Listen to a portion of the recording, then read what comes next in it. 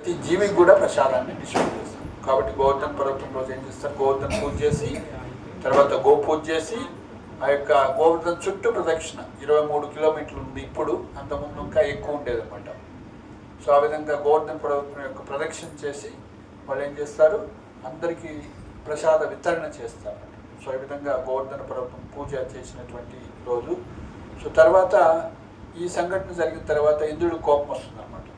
అరే ఒక చిన్న బాలుడు చెప్పిండి అనేసి నా పూజ బంద్ చేసి సో ఇట్లా చేస్తారు, ఒక రాయిని పూజిస్తారా, అది కూడా సో కనీసం నాది చేసి చేసుకున్నారు లేదా రెండు చేస్తే బాగుండేది, సో అది కూడా ఇట్లా చేసిండు అనేసి ఇంద్రుడికి కోపం వచ్చి ఏం చేస్తుడు, ఒక ప్రళయం వచ్చినప్పుడు ఏ విధంగా కుంభవృష్టి వస్తుందో సంవర్తక అన్నటువంటి వర్షం, అంటే పిడుగుల రూపంలో వచ్చేటువంటి వర్షం, అది కూడా పిడుగులు అంటే ఇక స్తంభాల్లాగా పడిపోతుంది, అలాంటి భయంకరమైన సంవర్తక అనేటువంటి వాళ్ళని పిలిచి సో మీరు వెళ్ళి బృందావనంలో వాళ్ళందరినీ కూడా చంపి ఈ విధంగా వర్షం రావాలి, ఈ విధంగా నాశనం అయిపోవాలి. ఎందుకు స్వామి అంటే, సరే నేను చెప్తున్నా, ఆర్డర్ ఇస్తున్నా, మీరు పోయి అంత ధ్వంసం చేసేయాలి బృందావనం మొత్తం. సరే ఇంకా తప్పదుగా మీరు మాస్టర్ గారు చెప్పిందని వాళ్ళు సో వస్తే 7 రోజులు అప్పుడు కృష్ణుడు అంత అయిపోయింది, గోవర్ధన పూజ అయిపోయింది, తర్వాత అప్పుడు వీళ్ళకి ఆపదలు వచ్చినాయి అన్నమాట. సో ఆ వర్షం వచ్చేసరికి కుండపోతగా ఏం చేస్తారు, ఏ కష్టం వచ్చినా కూడా బృందావన వాసులు ఎవరిని అడుగుతారు, కృష్ణ కృష్ణ మహాబాహో రక్ష అన్నప్పుడు సో కృష్ణుడు ఏం చేస్తారు, మీరేం పర్వాలేదు మీకు, మీరందరూ రండి ఇక్కడికి అనేసి సో గోవర్ధన పర్వతాన్ని మొత్తం ఆ యొక్క ఇలా తీసేసి మొత్తం ఒక చిటికిన ఎలుమీని లేపేసి ఇలా పైన ఎత్తి పట్టుకుంటాడు. అలా పట్టుకున్న తర్వాత గోవులు, గోపబాలురు, గోపికలు, వృద్ధ గోపికలు, అనేక మంది బృందావన వాసులు అందరూ, ఆ విధంగా అన్ని జీవులు కూడా వచ్చేస్తాయి అన్నమాట. బృందావనంలో ఉన్నటువంటి జీవులన్నీ కూడా సురక్షితంగా 7 రోజులు ఉంటాయి. సో అయితే ఈ లీల చేయటానికి కారణం ఏంటంటే, కృష్ణుడు రోజు గోవు దూడల్ని 5 సంవత్సరాల వరకు గోవు దూడల్ని, తర్వాత 5 సంవత్సరాల నుంచి 6 సంవత్సరాలు వస్తుంది సో గోవులను తీసుకెళ్తుండేవాడు అనమాట. గోపాష్టమి వస్తుంది మనకి. ఆ గోపాష్టమి రోజు కృష్ణుడు పిటిషన్ వేసిండు, నాన్న నేను పెద్దవాడిని అయ్యాను, ఇప్పుడు నేను ఆవులు తీసుకెళ్తాను. నువ్వు పెద్దవాడు కావటమేంటి, నువ్వు ఆవులు తీసుకుంటాను, చిన్నపిల్లాడు. లేదు చూడండి, నేను ప్రూవ్ చేస్తాను, ఆవులన్నీ కూడా నేను కంట్రోల్ చేస్తానని ఆ విధంగా యాక్చువల్గా ప్రూవ్ చేసుకుంటాడు కృష్ణుడు. పిలిస్తే అన్ని ఆవులు వస్తున్నాయి, చెప్పిన మాట వింటున్నాయి, ఓ నువ్వు కరెక్ట్గా మెయింటైన్ చేస్తున్నావు కాబట్టి నో ప్రాబ్లం తీసుకెళ్ళని. సో ఆ విధంగా గోవులను తీసుకెళ్ళటానికి కూడా గోపుడు అవుతాడు. గోపుడు అంటే గోవుల్ని కూడా కాసేవాడు. సో 7 సంవత్సరాలు. సో ఆ విధంగా రోజు తీసుకెళ్తున్నారు. సో యశోదమాత పొద్దున్నే 8 గంటలకి గోవులను తీసుకెళ్తున్నారు, సాయంత్రము 5 గంటలకు వచ్చేస్తున్నారు. సాయంత్రం 5 గంటల నుంచి తెల్లవారు 8 గంటలు, 12 గంటలు, తర్వాత 8 గంటల వరకు. ఎన్ని గంటలు మొత్తం? 12, 5, 12, 3 ఎన్ని 15 గంటలు యశోదమాత మంచి కృష్ణుని చూసుకుంటుంది, లాలిస్తుంది, పాలిస్తుంది, ఆనందంగా ఉంది. సో కానీ గోపబాలుడికి ఎన్ని గంటలు దొరుకుతుంది రోజు వాళ్ళ యొక్క సాంగత్యం, కృష్ణుడి సాంగత్యం? 7-8 గంటలు అనమాట. ఓకే, 8 గంటలు పోతే 12 గంటల వరకు అంటే అన్ని 4 గంటలు, 4 + 5 9 గంటలు దొరుకుతుంది. సో గోపబాలుడికి కృష్ణుడి యొక్క సాంగత్యం దొరుకుతుంది, ఆనందిస్తున్నారు. కానీ యశోదమాత ఆనందిస్తుంది. కానీ బృందావనంలో వాసులందరికీ పాపం వృద్ధ మహిళలు ఏదో చెప్పి మా ఇంట్లో దొంగతనం చేసిందని వచ్చి కంప్లైంట్ చూసి కృష్ణుని చూడటానికి వస్తుండేవాళ్ళు. సో ఆ విధంగా వాళ్ళకు కూడా దర్శనం అవుతుంది. కానీ చిన్న గోపికలకి పాపం కృష్ణుడు రోజు పోతున్నాడు వస్తున్నాడు, కానీ వాళ్ళకి అసోసియేషన్ లేదు. పాపం వాళ్ళు కృష్ణుడు పోతుంటే వాళ్ళ ఇళ్ళ ఎక్కి చూస్తున్నారు గోడలు. సో కాబట్టి కృష్ణుడు అందరికీ సాంగత్యం ఇవ్వాలని ఏం చేసిండు, ఈ గోవర్ధన పర్వతాన్ని నుంచి 7 రోజులు గోపికలు, గోపబాలురు, ఆవులు అందరూ కూడా. సో కాబట్టి 24/7. సో 24 గంటలు 7 రోజులు కృష్ణుడు అందరికీ సాంగత్యం ఇస్తాడు. సో ఇది మెయిన్ పర్పస్ కృష్ణుడు అందరికీ సాంగత్యం ఇవ్వాలని. సో ఆ విధంగా యొక్క గోవర్ధన పర్వతాన్ని లీల అనేది జరుగుతుంది అన్నమాట 7 రోజులు. సో బ్రజవాసులందరూ కూడా ఆనందంగా ఉంటారు, వాళ్ళకి ఎలాంటి ఆకలి దప్పికలు లేకుండా సో అలా ఉంటారన్నమాట. సో 7 రోజులు పాపం కృష్ణుడు ఏం తినలేదు కాబట్టి అందరూ కూడా ఏం చేస్తారు, 7 రోజులు తిండి ఒకసారి పెట్టాలని రోజు కృష్ణుడికి 8 సార్లు తింటాడు అనమాట. పొద్దున బాలభోగు, తర్వాత ఇంకేంటి నైవేద్యం 9 గంటలకు, మళ్ళీ నెక్స్ట్ రాజభోగు 12 గంటలకి, తర్వాత మళ్ళీ 4 గంటలకి, తర్వాత 7 గంటలకి మళ్ళీ శయనభోగు పడుకుంటారు. ఆ విధంగా రోజుకి 8 సార్లు ఇస్తారు. ఇస్కాన్లో 8 సార్లు నైవేద్యం పెట్టారు. సో 8 × 7 రోజులు ఎన్ని 56 సార్లు. సో కాబట్టి చెప్పను భోగ్. ఇప్పుడు ఈరోజు ఏం చేయాలి, కృష్ణుడికి 56 ఐటమ్స్ తెచ్చి పెట్టారు. అందుకే చెప్పను భోగ్ అన్న కాన్సెప్ట్ వస్తుంది అనమాట. 56 ఐటమ్స్ తయారు చేసి పెడతారు అనమాట. మేజర్ ఫెస్టివల్స్ అన్నింటిలో జగన్నాథ్ లీలలో కానీ గోవర్ధన్ లీలలో కానీ ఈ విధంగా 56 ఐటమ్స్ తయారు చేసి కృష్ణుడు పెడతారు అనమాట. సో కాబట్టి ఈ విధంగా గోవర్ధన్ పర్వత లీల అనేది జరుగుతుంది. సో బృందావన వాసులందరూ కూడా కృష్ణుడు కూడా చెప్తారు అనమాట. ఎవరైతే ఈ కథను విని ముఖ్యంగా గోవర్ధన్ పర్వతాన్ని పూజిస్తారో వాళ్ళ యొక్క అన్ని కోరికలు తీరుతాయని చెప్తూ, సో ఎవరైతే పూజించారో వాళ్ళకి గోవర్ధన్ మీద అన్ని పాములు ఉంటే వచ్చి కలిసి వాళ్ళు చచ్చిపోతారని కృష్ణుడు చెప్పిస్తారు. సో కాబట్టి గోవర్ధన్ పర్వతాన్ని ఖచ్చితంగా పూజించాలి, ఆదరించాలని చెప్తారు. సో ఈ విధంగా గోవర్ధన పర్వతం అనేది ఈలో అంటే భగవంతుడి యొక్క ఐశ్వర్యాన్ని ప్రదర్శన చేసినటువంటి లీల. సో అదేవిధంగా బృందావన వాసులందరూ కూడా సాంగత్యాన్ని ఇచ్చినటువంటి లీల. సో కాబట్టి మనం బృందావనం వెళ్తే ఏం చేయాలి, గోవర్ధన ప్రదక్షిణ చేస్తారన్నమాట. 23 కిలోమీటర్లు ఉంటుంది. సో సాధారణంగా మనం యాక్టివ్గా అంటే హెల్తీగా ఉంటే 5 గంటల్లో చేయొచ్చు. సో కానీ ఇప్పుడు మనం గ్రూప్గా పోయాను, ఎక్కువ మంది పోయాను అనుకోండి, 8 గంటలు పడుతుంది, 8-9 గంటలు. అంటే అందరినీ కలుపుకొని పోవాలి కదా. సో ఎవరితో మాట్లాడుకుంటే రోజు జపం చేసుకుంటూ పోతే 4 గంటల్లో చేసేవాళ్ళు కూడా ఉన్నారు. అట్లా బృందావనం యొక్క గోవర్ధన పరిక్రమ రోజుకి 3 సార్లు చేసేవాళ్ళు కూడా ఉన్నారు, 2 సార్లు చేసేవాళ్ళు ఉన్నారు, రోజుకి 1 సారి చేసేవాళ్ళు ఉన్నారు. మనమైతే సంవత్సరానికి 1 సారి. కొంతమంది అయితే పాపం జీవితం ఇంకా చేశారా, మీరు వెళ్ళారా, దర్శనం చేసుకోవాలి. మానవ జన్మ వచ్చిన తర్వాత మనం గిరి గోవర్ధన దర్శనం చేసుకోవాలి. సో గిరి గోవర్ధన్ టాప్ మోస్ట్ అనమాట. భక్తిలో కృష్ణ భక్తుల్లో గొప్పవాళ్ళు 3 ఉంటారనమాట. హరిదాసులు అంటారు, బుద్ధవుడిని హరిదాసుడు అంటారు, యుధిష్ఠిర్ మహారాజు పాండవుల్లో పెద్దవాడు, ధర్మరాజును కూడా హరిదాసుడు అంటారు. అట్లనే గోవర్ధను, మరి గోవర్ధన హరియా హరిదాసుడా చెప్పండి? ఆయన భగవంతుడా, భగవంతుడి యొక్క భక్తుడా? హరిదాస హరియా? హరిదాస్ కదా.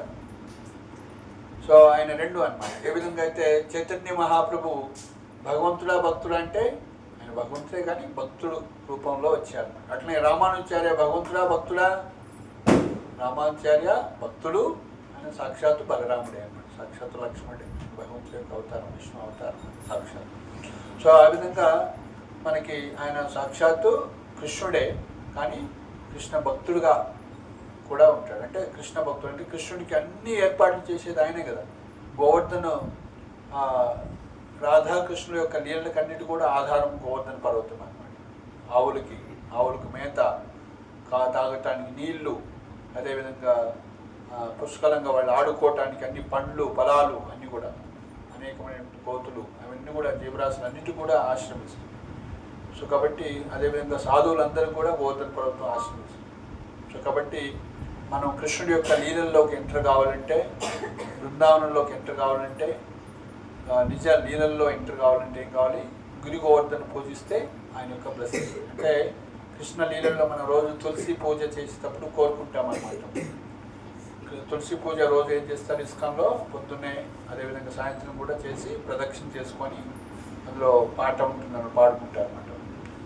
సో ఎయ్యి నివేదన ధరు సఖీరను గత గౌరవ. నా యొక్క కోరిక ఏంటంటే బృందావన వాసులైనటువంటి గోపికల యొక్క సఖులు అంటారు, వాళ్ళ యొక్క అనుగత కరో, వాళ్ళ యొక్క మార్గదర్శకత్వంలో మనం సేవ చేయడానికి మమ్మల్ని తీసుకోండి అని మనం ప్రార్థన చేస్తాం అన్నమాట.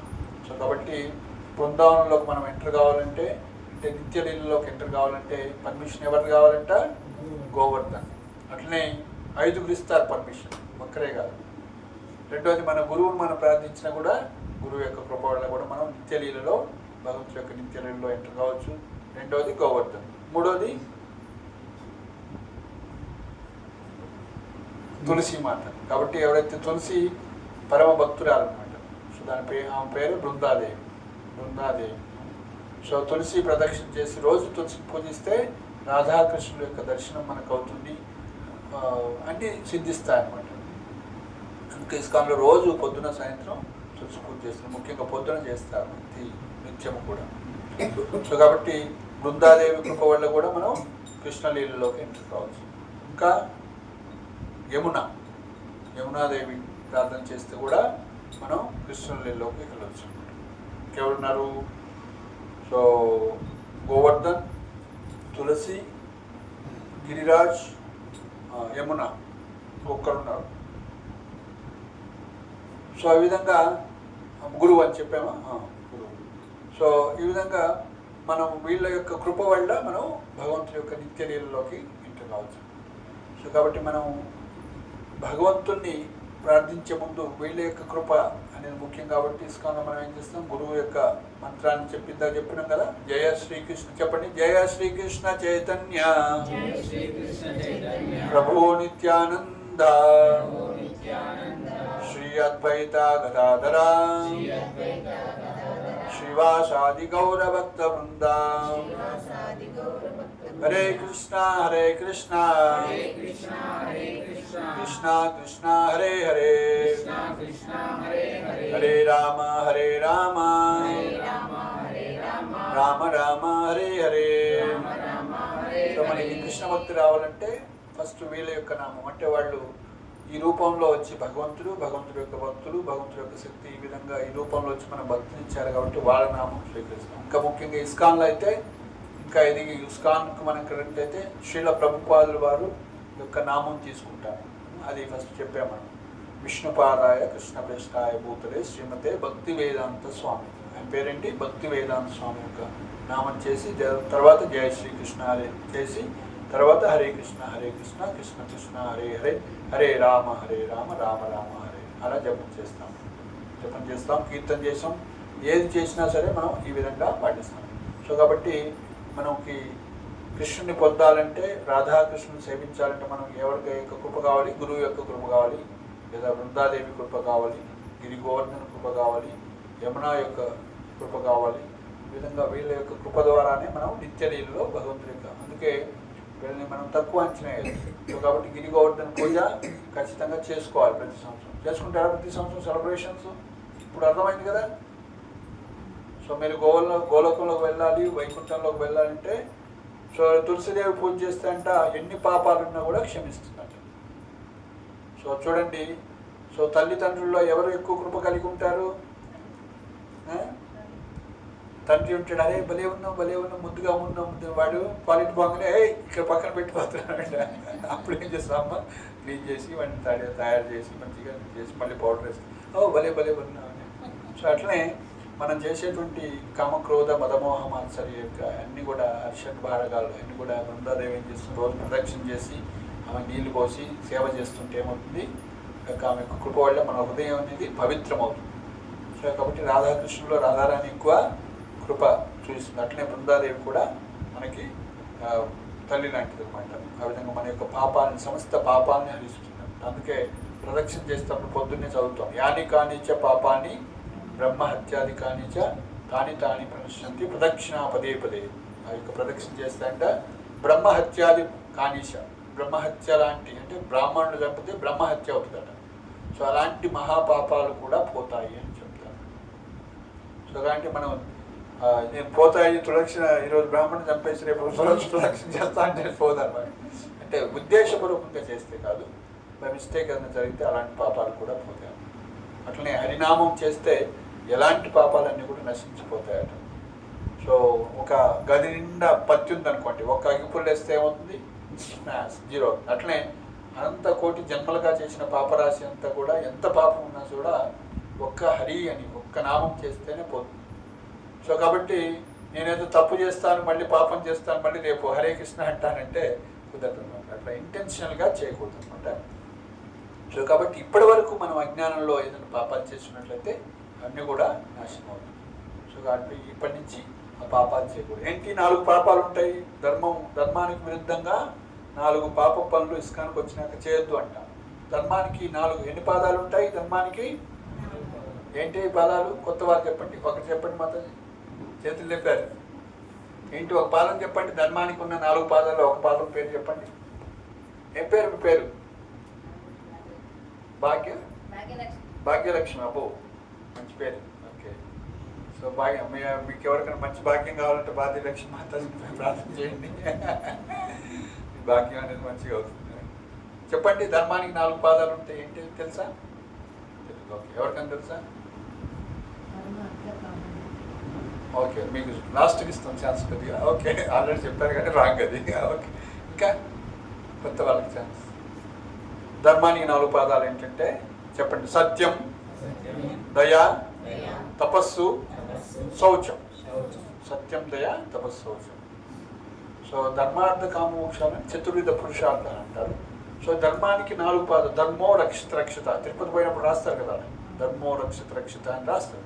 ఏంటో ధర్మం అంటే ఏంటో మనకు తెలియకుంటే ఏం పాటిస్తాం. సో కాబట్టి ధర్మాన్ని పాటించడం అంటే ఈ సత్యము, దయ, తపస్సు, శౌచం అనే 4 నియమాలు పాటించాలి. మరి సత్యాన్ని పాటించాలంటే ఏం చేయాలి? సత్యమే పలకాలి, అంతే, సింపుల్. అంటే అబద్ధాలు ఆడకూడదు, అంటే జూదం ఆడకూడదు అని అర్థం. పేకాట ఆడుతున్నాం, గుర్రపద్యాలు ఇట్లాంటి బెట్టింగ్స్ చేస్తున్నామంటే అన్నీ కూడా అబద్ధాలు, మనం ఇనుక్కుపోతాం. సో కాబట్టి అలాంటి వాటి జోలికి పోవు. సో కాబట్టి అబద్ధాలు ఆడకూడదు. సత్యాన్ని పాటించడం అంటే జూదం ఆడకపోవడం. ఓకే. సో దయ చూపించడం అంటే ఏంటి? అందరికి దయ చూపించడం అంటే ఏం చేయాలి? ఇతరులని హింసించకూడదు. క్షమ, దయా, క్షమ. సో ఇతరుల మీద మనం దయ చూపించాలంటే వాళ్ళని చంపకూడదు, అంతేనా కదా? అనవసరంగా వీడు ఎందుకు పనికిరాడని కొడతారా? ఇప్పుడు ఇంట్లో పిల్లవాడు, నా 3 పిల్లలు ఉన్నారనుకోండి, ఒకరికి ఏదో పాపం ఆరోగ్యం బాగలేక పని చేయలేరు అనుకోండి, వీడేందుకు పని చేయట్లేదని 2 అన్నలు కలిసి వాడిని సాగొట్టింది అనుకోండి, తండ్రి సంతోషపడతారా? సో కాబట్టి ఎవరికి ఉన్నటువంటి శక్తి మేరకు వాళ్ళు జీవిస్తూ ఉంటారు. కాబట్టి ఇతరులను చంపే అధికారం మనకు లేదు. కాబట్టి నేను నిన్ను కోసుకొని తింటా అంటే ఊరుకుంటారా? సో మరి ఇప్పుడు మాంసాహారం తినకూడదు. దయ అంటే ఏంటి? మాంసాహారం తినకూడదు. మాంసాహారం తినమంటే దయ అనే ప్రిన్సిపల్ వైలేట్ చేస్తున్నాం. మానవ జన్మ వచ్చిన తర్వాత మాంసాహారం తినకూడదు, అది పాప పని. జూదం ఆడటము పాప పని, మాంసం తినటం కూడా పాపం అన్నమాట. సత్యం, దయ. తపస్సు చేయటం అంటే ఏంటి? తపస్సు చేయటం అంటే యాక్సెప్టింగ్ ఇన్కన్వీనియన్స్ వాలంటరీ. ఇప్పుడు మీరు ఇంటికి వస్తున్నారంటే తపస్సు చేసినట్లే కదా. సినిమా సీరియల్స్ అన్నీ వదిలిపెట్టుకొని వచ్చినా లేదు, తపస్సు చేయడం. రోజు సీరియల్స్ అన్ని మిస్ అయిపోతున్నాయి. ఏదో ఉంటాయి, ఏదో క్యావిగేషన్ ఉంటుంది కదా మనకి. సినిమాలే కావచ్చు, సీరియల్స్ కావచ్చు, ఇంకోటి. సో అలాంటి భౌతిక విషయాలన్నీ కూడా వదిలిపెట్టుకొని రావడం గ్రేట్.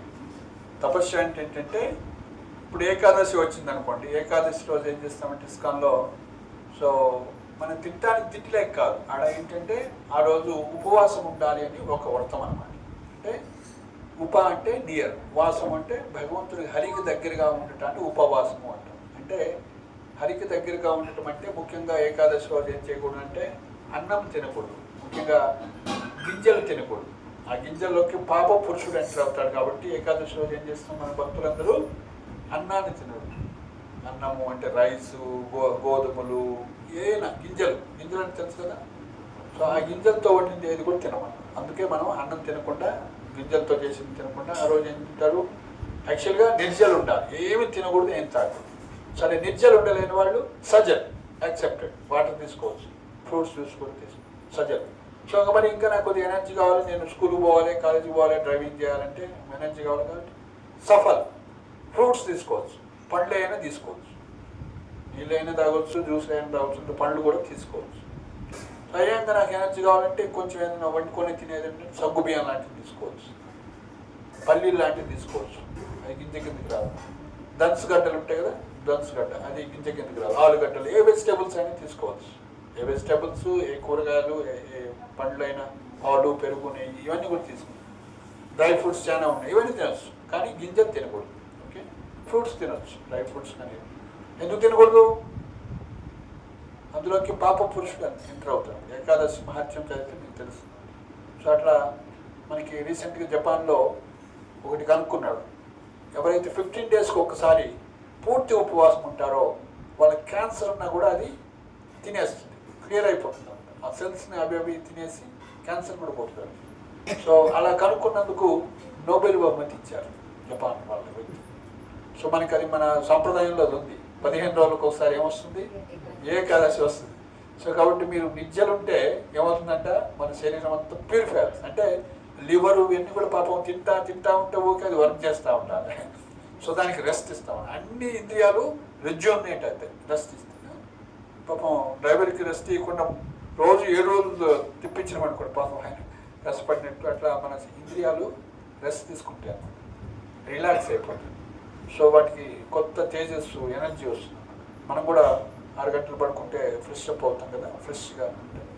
సో అలా సో ఒకటి సత్యము, దయ, తపస్సు. మూడోది తపస్సు అంటే ఏంటంటే ముఖ్యంగా ఇలా వాలంటరీ ఇన్కన్వీనియన్స్ అంటారు. అంటే తాగకూడదు, ముఖ్యంగా ఆల్కహాల్స్ తీసుకోకూడదు. తపస్సు అంటే మత్తు పానీయాలు తీసుకోకూడదు. మత్తు పానీయాలు అంటే తెలుసు కదా ఏంటి?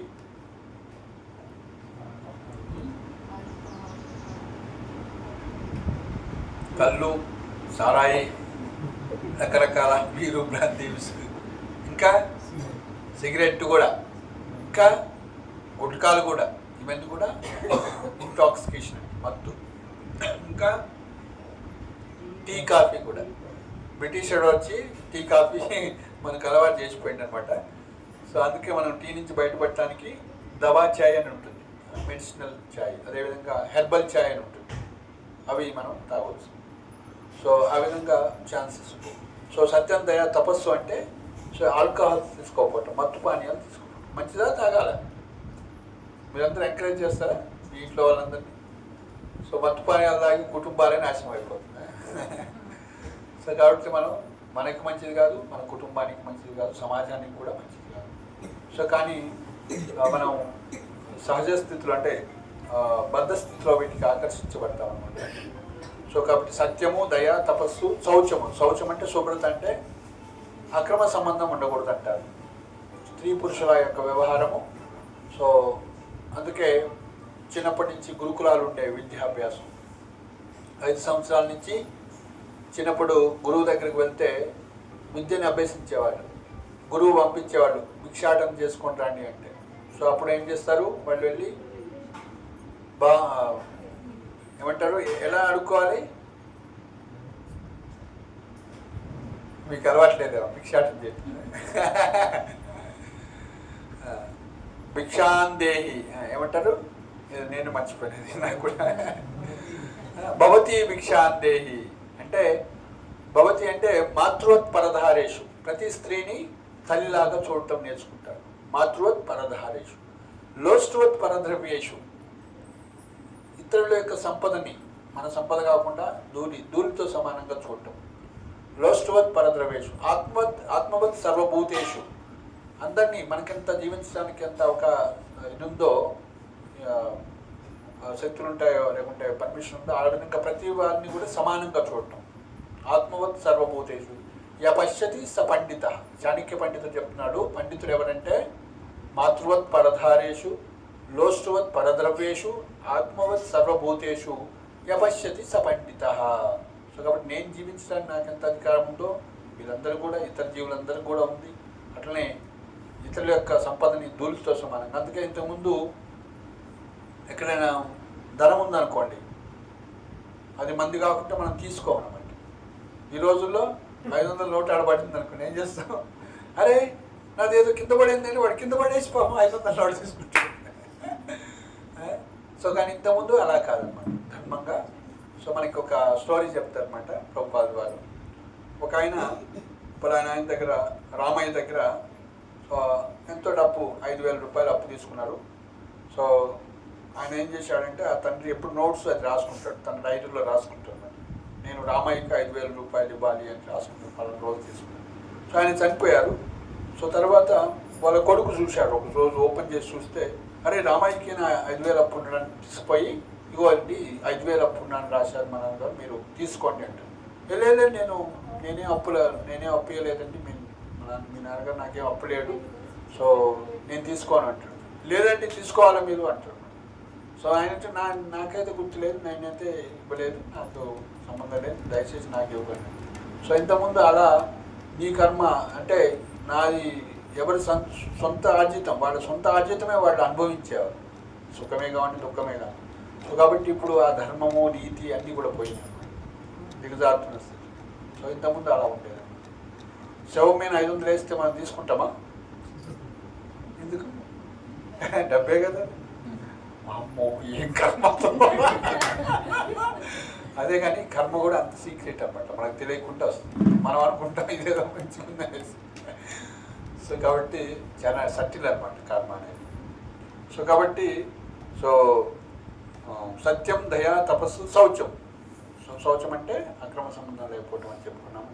సో స్త్రీ పరపురుషునందరూ కూడా తండ్రితో సమానంగా చూడాలి, పురుషుడు స్త్రీని తల్లితో సమానంగా చూడాలి. ఇదంతా కూడా మనం వైదిక విద్యా విధానంలో నేర్చుకుంటాము.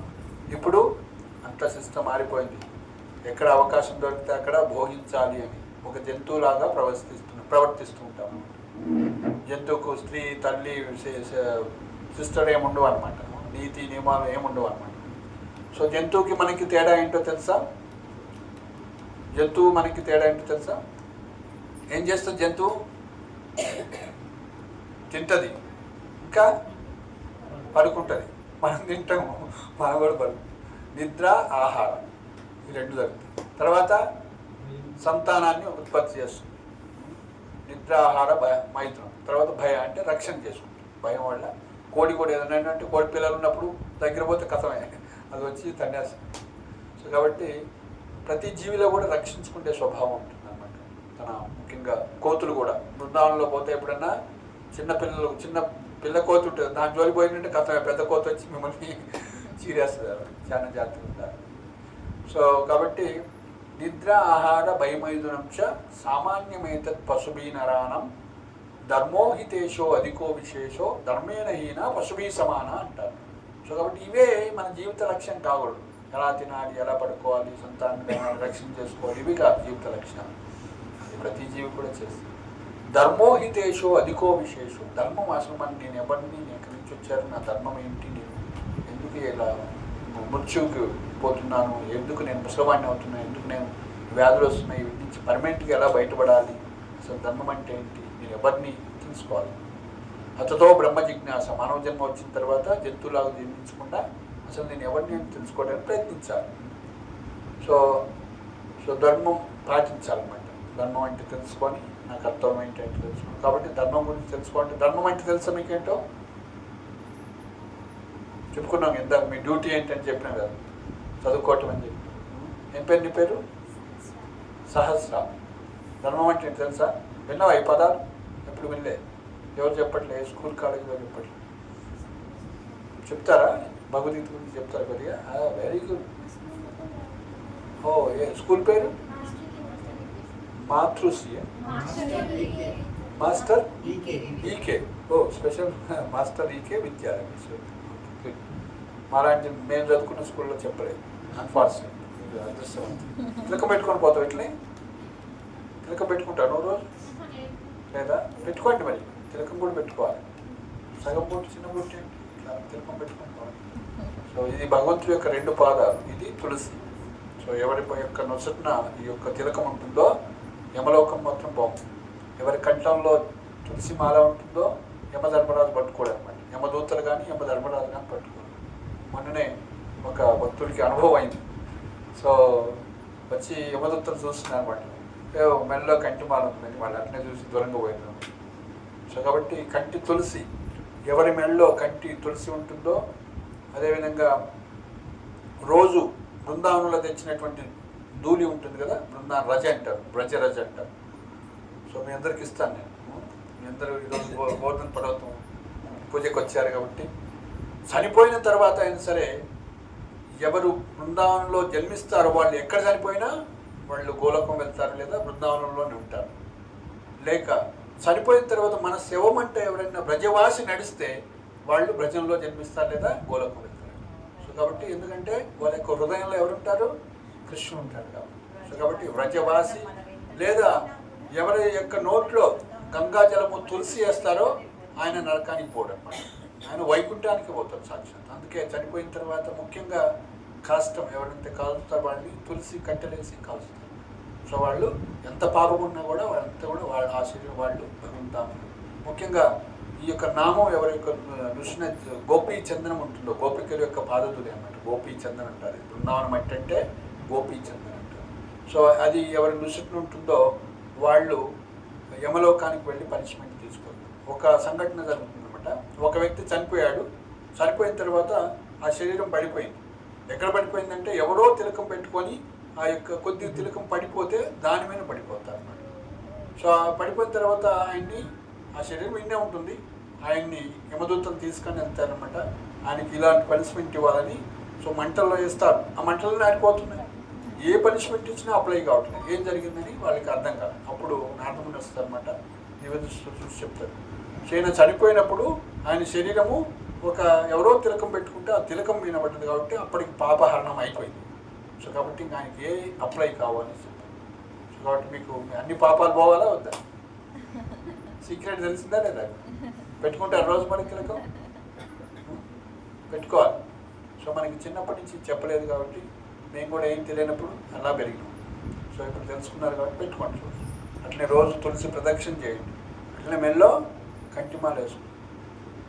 సో కాబట్టి ఈ 4 నియమాలు పాటించాలి. ఏంటది? సత్యం, దయా, తప, శౌచం. అంటే ధర్మాన్ని పాటించడం అంటే మాంసం తినకపోవటం, జూదం ఆడకపోవటం, ఆల్కహాల్స్ తీసుకోకపోవటం, అక్రమ సంబంధం లేకపోవటం, బ్రహ్మచర్యాన్ని పాటించడం అన్నమాట. సో 25 సంవత్సరాల వరకు బ్రహ్మచారిగా ఉండాలి మీరంతా. సో 25 సంవత్సరాల తర్వాత వివాహం చేసిన తర్వాత ఏమంటారు? గృహస్థాశ్రమం అంటారు. ఏమంటారు? అందరు చెప్పండి. గృహస్థాశ్రమం. 25 సంవత్సరాల వరకు బ్రహ్మచారి ఆశ్రమం, 25 నుంచి 50 సంవత్సరాల వరకు గృహస్థాశ్రమం, 50 నుంచి 75 సంవత్సరాల వరకు వానప్రస్థాశ్రమం. వృద్ధాశ్రమం కాదు, వానప్రస్థం. అంటే వనాలకు వెళ్ళాలి. ఏ వనాలకు వెళ్ళాలి? బృందావనం లాంటి వనాలకు వెళ్ళాలి. అంటే భక్తిని మనం ఇంకా పెంచుకోవాలి. సో 75 తర్వాత ఏం ఆశ్రమం? నెక్స్ట్ సన్యాసి ఆశ్రమం. కోర్స్ మనకు 100 ఉంటే ఇవన్నీ కూడా. సో అప్పుడు 70 ఉంటున్నా, 80 ఉంటున్నా తగ్గుతున్నది కాబట్టి. సో కాబట్టి మనం ఏం చేయాలి? చదువుకునేటప్పుడు నిష్ఠగా సినిమాలు ఇవన్నీ కూడా చూడకూడదు. సో ఇతర స్త్రీలని, ఇతర పురుషుల్ని మనం వాళ్ళ జోలికి పోకూడదు. కానీ బ్రహ్మచర్యం అనేది పాటిస్తే మనకి బుద్ధి వికసిస్తుంది. సో కాబట్టి ప్రతి స్త్రీ కానీ ప్రతి పురుషుడు కానీ ఈ విధంగా నైష్టిక బ్రహ్మచర్యం పాటించాలి. అలా పాటించడం వల్ల మనకి భగవద్గీత, భాగవతం అనేది బాగా అర్థమవుతాయి అన్నమాట. ఇంద్రియాలని నిగ్రహించుకోవటం అన్నమాట. ఓకే. సో ఆ విధంగా మనం ఈ విధంగా చేసినట్లయితే మనకి త్వరగా భక్తి వస్తుంది. భక్తి సాధన చేసి మనం భగవంతుని కృష్ణ ప్రేమని పొందవచ్చు. హరే కృష్ణ హరే కృష్ణ కృష్ణ కృష్ణ హరే హరే, హరే రామ హరే రామ రామ రామ హరే హరే. ఎంత అయింది? అబ్బో, మనం ముందే చెప్పుకున్నాం. హాఫ్ అన్ అవర్ సీలింగ్ అని పెట్టుకుంటుంది, 1 అవర్ పోయింది క్లాస్. సో హరికథ అనంతం, హరిలీల అనంతం కాబట్టి మనం స్టాప్ చేయడం కష్టం. సో ఈ విధంగా మీరందరూ కూడా ఇక్కడ సండే రావడానికి ప్రయత్నించండి. సో లాస్ట్ 5 minutes కీర్తన చేసి ఇంకా చిన్న హారతి చేసుకున్నాం. ఓకే. అది కొత్త వీడియో పెట్టండి, వేరేది పెట్టుకున్నాం. మార్చారా? గుడ్. హరే కృష్ణ